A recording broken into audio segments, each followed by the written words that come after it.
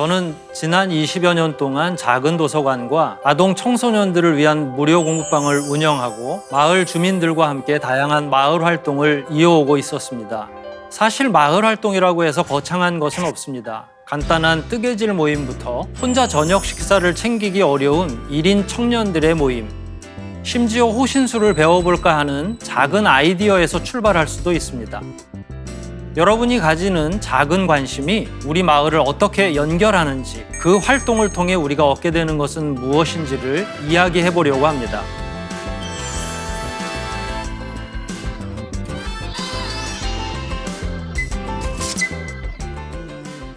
안녕하세요. 작은 도서관 슬로우버드를 운영하고 있는 김정렬입니다. 코로나19가 처음 발생했을 때를 기억하시나요? 전 세계가 매우 혼란스러운 시간을 보냈는데 특히 마스크 대란이 일어난 일이 기억납니다. 국가는 질서를 잡는 일은 하기는 했지만 불안을 해소하고 서로 연결되어 있다는 안정감을 주는 일은 하지 못하고 있었습니다. 그런데 제 주변에서 놀라운 일이 벌어졌습니다. 그건 지역 주민들이 마스크를 만들자는 의견을 내면서부터 시작되었습니다. 어떤 분들은 재봉틀을 준비해 오셨고 또 다른 분들은 마스크 만들 천을 마련해 오시기도 했습니다. 지역에서 만들어진 마스크는 그 지역의 소외된 분들, 특히 경제적 소외계층에 전달되었습니다.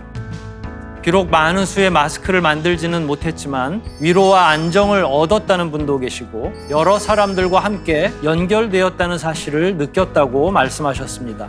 그러고 보니 이런 일들은 주민 공동체들이 연대하고 연결해서 할 수 있는 일이라는 사실을 다시 한번 체감했었죠. 일본의 세다가야라는 지역의 이야기를 좀 하려고 합니다. 90년대 후반 세다가야는 범죄로부터도 안전하지 못했고 노령 인구는 증가하지만 출생률은 저조한 상황이어서 세다가야는 자치구 부서 안에 마을 디자인이라는 부서를 만들어서 지역을 활성화할 수 있는 방안을 마련하려고 했습니다. 하지만 자치구의 이런 노력에도 불구하고 그 일은 쉽지 않았습니다. 지역 주민들의 적극적인 협조 없이 행정에서 진행할 수 없었기 때문입니다. 그 즈음 지역의 주민들은 후손들에게 보다 살기 좋은 마을을 물려줘야겠다는 생각에 세다가야 트러스트라는 단체를 만들어서 활동을 시작했습니다. 본래 이 활동은 영국의 내셔널 트러스트에서 기본 정신을 가져왔습니다.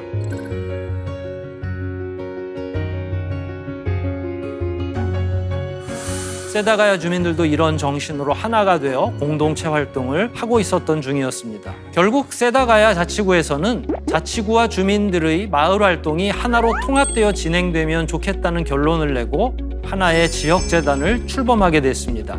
그 이름이 바로 세다가야 트러스트 앤 커뮤니티 디자인입니다. 행정에서 적극 지원은 하지만 운영은 주민들이 하는 형태를 하고 있고 행정직원이 상주하며 함께 일하고 있습니다. 행정과 힘을 합한 마을 공동체 주민들은 주민과 주민을 연결하여 안심하고 살 수 있는 마을로 형성해 나가는 것을 중요한 가치로 생각하며 또한 마을을 교육 자원으로 활용하여 자연을 관찰하고 체험할 수 있는 활동을 진행하고 대학생 인턴십 프로그램도 잘 운영해 나가고 있습니다. 그야말로 지속 가능한 마을로 성장한 것입니다.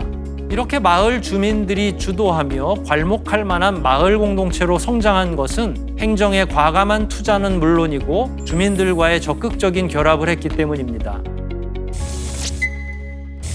마을 공동체나 마을 운동이 처음부터 이렇게 큰 규모로 진행되는 것은 아닙니다. 처음에는 작고 소소하게 운영됩니다.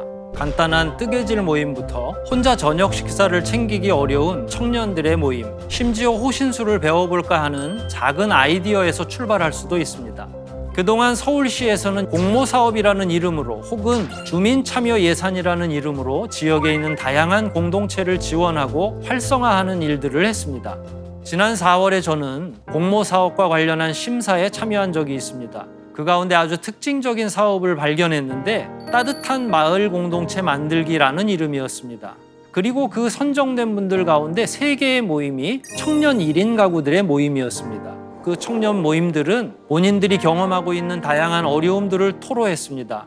그분들은 대부분이 고독과 외로움을 느끼고 있으며 상대적으로 식단 관리나 영양 관리가 안 되어 건강의 문제도 심각하다고 했습니다.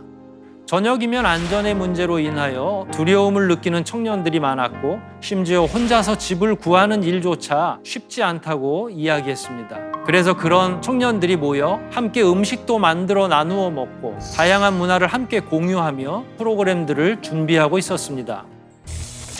사실 1인 가구 문제, 특히 청년 1인 가구 문제는 많은 분들이 관심을 갖고 있지만 그렇다고 그 문제를 쉽게 해결할 수 있는 것은 아닙니다. 마을에 공모 사업이 존재하는 이유 가운데 하나가 바로 이런 것입니다. 결국에는 이런 작은 공동체 모임들이 활성화되고 그런 경험을 통해 생겨난 이야기들이 정책으로 연결되고 더 좋은 지역사회로 변화하는 과정이 필요합니다. 효용감을 느끼는 활동을 본인이 직접 경험해보고 국가나 지방자치단체가 미처 개입하기 어려운 문제들을 스스로가 해결해보는 과정이 바로 공모사업의 특징 가운데 하나인 것입니다. 공모사업의 추이를 살펴보면 몇몇 눈에 띄는 주제들이 있습니다. 요즘은 환경이나 생태 문제, 기후위기의 문제들에 관한 카테고리도 많이 증가하고 있습니다. 기후위기, 환경, 쓰레기 문제 등은 아주 복합적으로 연결되어 있는데 이 문제와 관련한 활동을 주민들과 함께 프로젝트를 진행했습니다. 일명 우유팩 프로젝트인데 버려지는 우유팩을 모아 재활용하는 곳으로 가져가서 롤로 된 휴지로 교환받아 그것을 다시 지역의 복지관에 전달하는 일련의 과정을 주민들과 함께 진행했습니다. 그 과정에서 깜짝 놀랄 만한 사실이 있었는데 주민들의 관심이 엄청나다는 것이었습니다. 각자가 속한 동네에서 우유팩을 모으고 모아진 우유팩을 세척하고 말려서 지방에 있는 우유팩 재활용 업체로 가져가는 사업은 그야말로 주민들의 수고로 이루어지는 것입니다. 이런 일이 확장되고 더 적극적으로 추진되어야 한다는 말씀을 하실 때엔 주민들의 자발적인 참여 정신이 매우 뜻깊었던 기억이 납니다. 이렇게 마을 공동체와 지역 주민들의 자발적인 활동을 돕는 일이 공모사업이라는 이름으로 진행되고 있습니다. 공모사업을 지원하는 비용은 적게는 50만 원부터 200~300만 원, 그리고 공간을 운영하는 곳을 지원하는 경우에는 더 많은 금액을 지원하기도 합니다. 비록 많은 금액은 아니지만 성장할 수 있는 프로그램을 운영하는 데는 마중물이 될 수 있는 것은 분명합니다. 활동하는 주민 모임들은 마을 공동체와 관련한 여러 교육에 함께 참여하거나 다른 모임들과 교류하고 정보를 나눌 수 있는 기회를 갖습니다. 그런 활동을 한다고 지역의 모든 문제를 완전하게 해결하는 것은 아닙니다. 하지만 다양한 활동과 연결을 통해 혼자라는 생각은 옅어지고 나와 유사한 고민을 하는 사람들과 연결됨으로 든든한 연대감을 느끼게 되는데 이것 역시 공모사업의 묘미라고 할 수 있습니다. 뿐만 아니라 이런 활동을 지원하는 다양한 기관들도 서울시와 자치구에서 운영 중입니다. 서울시 차원의 서울시 마을공동체 종합지원센터나 자치구 단위의 마을자치센터 등이 앞장서서 돕고 있고 미디어에 관심이 있는 주민들과 마을 공동체를 위해서는 마을미디어센터가 운영되고 있습니다.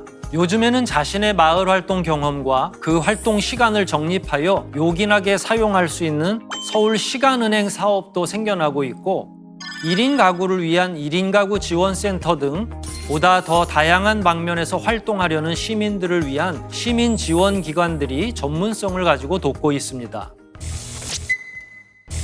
오늘날 가장 활발한 환경운동은 누가 주도합니까? 유엔의 전문기구나 혹은 국가 차원의 노력도 진행되고 있지만 그들보다 더 영향력 있는 행동은 스톡홀름의 작은 마을에 살고 있는 그레타 툰베리가 아닌가요? 결국에는 실핏줄처럼 퍼져 있는 지역의 작은 공동체들이 그리고 그 속에서 활동하는 다양한 주민들의 도움이 없이는 성공할 수 없다는 사실이 이미 드러나 있기 때문입니다. 우리 스스로를 살릴 수 있는 유일한 길은 서로 연결하고 연대하여 함께 지혜를 발휘하고 적극적인 대안 모색을 해나가야 한다는 사실을 더욱 확고하게 인식하고 있습니다.